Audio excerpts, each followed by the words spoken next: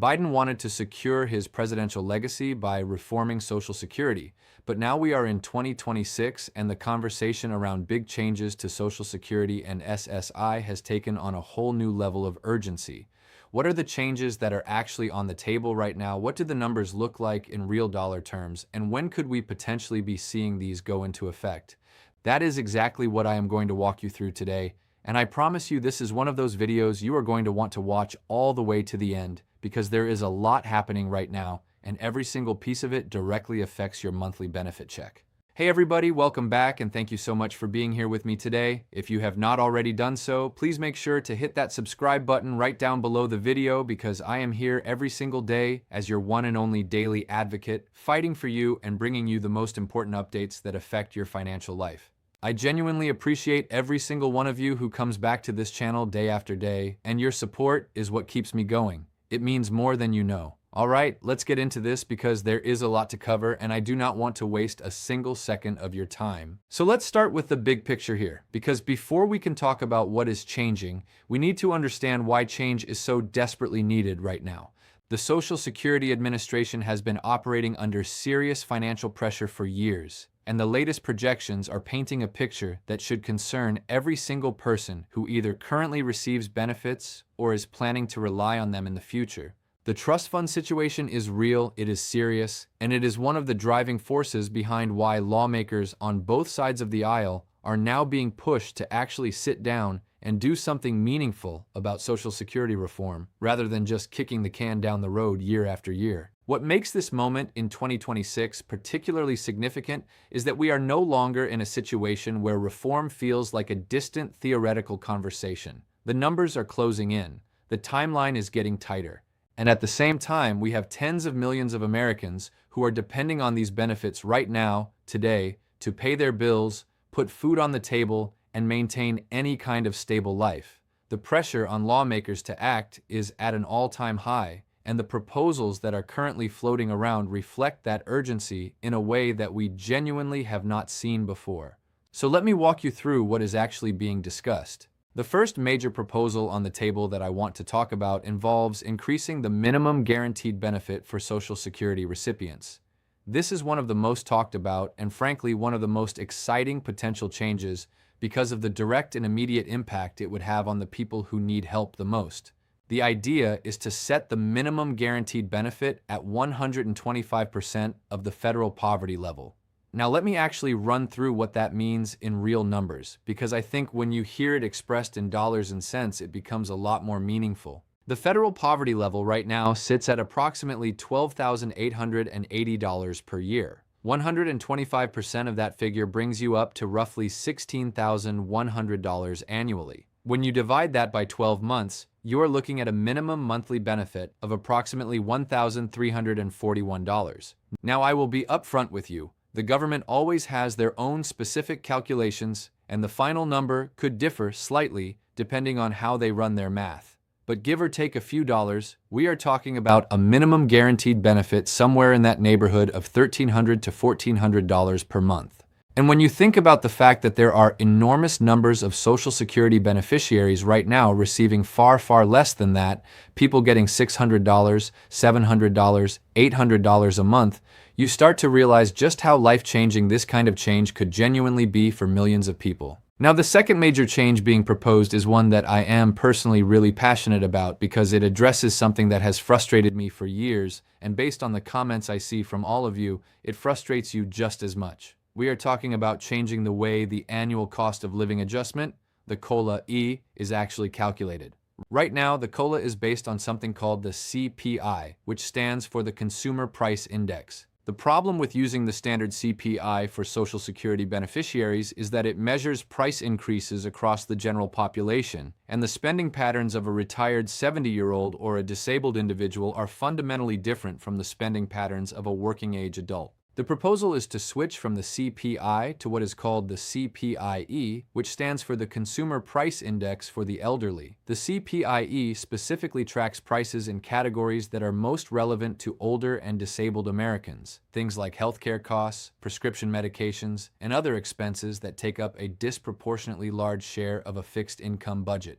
And if you think about it for even 30 seconds, it makes complete and total sense. Why would you use a general population measurement to calculate benefit increases for a group of people whose spending is concentrated in completely different areas? The answer is you would not and you should not, and that is exactly why this proposal deserves serious consideration and real support. We have seen multiple years where the official COLA increase was laughably small, 1.3% being one of the most notorious examples, while healthcare costs and medication prices were going up at 3, 4, 5 times that rate. Switching to the CPIE would not magically solve everything, but it would give beneficiaries a much more accurate and much more fair annual adjustment that actually reflects their real-world experience. Now let's talk about the SSI piece of this, because I always make sure that everyone receiving supplemental security income knows that I have not forgotten about them. And this update absolutely applies to you. There is a proposal that has been gaining serious traction to increase SSI benefits to 100% of the federal poverty level. Let me run through what that actually means for your monthly check, because this is significant. The current maximum SSI benefit sits at around $794 per month. 100% of the federal poverty level would bring that up to approximately $1,073 per month. I want you to really absorb that for a second. We are talking about potentially increasing SSI benefits by nearly $300 per month. For someone who is currently surviving on less than $800 a month, an additional $279 is not a rounding error. That is groceries. That is utilities. That is being able to afford your prescriptions without having to choose between that and eating. This kind of change would be genuinely, meaningfully, life-alteringly significant for millions of SSI recipients, and I think it deserves to be talked about seriously and loudly. One thing I also want to address here, because I know it comes up in the comments, is the distinction between SSI and Social Security. They are not the same program. SSI is Supplemental Security Income, and it is its own separate program with its own separate rules and its own separate funding structure. Social Security Retirement and Social Security Disability are different programs. However, and this is the important part, both programs are administered by the Social Security Administration, which is exactly why there is a strong argument for reforming both simultaneously. If you are going to sit down and do a comprehensive overhaul, why would you leave half the picture unaddressed? The answer is you would not. And the most promising proposals being discussed right now are taking a holistic approach that addresses both Social Security and SSI together as part of one coordinated reform effort. Now, I know the question that is on every single one of your minds right now: when is any of this actually going to happen? And I want to be real with you, because that is always what I do on this channel. The honest answer is that the timeline is uncertain, but there are reasons to be genuinely optimistic that meaningful reform is closer than it has been in a very long time. Experts who follow Social Security policy closely have been pointing to the increasing urgency created by the trust fund timeline as a forcing function that is going to make it harder and harder for lawmakers to keep delaying action. At some point, inaction is not an option anymore, and a lot of serious people believe we are getting close to that point. What is also driving the timeline is the political reality that nobody in Washington wants to be in office when Social Security benefits get cut because the trust fund ran dry and nothing was done to address it. That is not a legacy anyone wants. And so you are seeing bipartisan acknowledgement, even if not full bipartisan agreement, that something needs to happen. The question is not really whether Social Security reform will happen, it is more about what shape it will take and how quickly the various proposals can be negotiated into something that can actually pass. There are also discussions about how reform gets funded, and this is something worth understanding because it affects whether any of these benefit increases are actually sustainable long-term. The most prominently discussed funding mechanism involves re-implementing the Social Security payroll tax on earnings above $400,000 per year. Here is how that works right now. Social Security taxes are currently paid on the first $142,800 of earnings, and then they stop.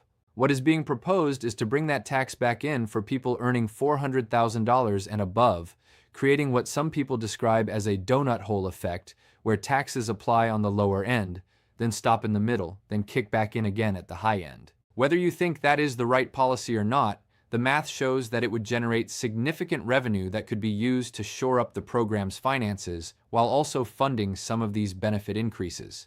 There is also the broader legislative landscape to consider, and I want to give you an honest picture of what we are looking at. There have been multiple pieces of legislation introduced over the past couple of years that address Social Security reform from different angles.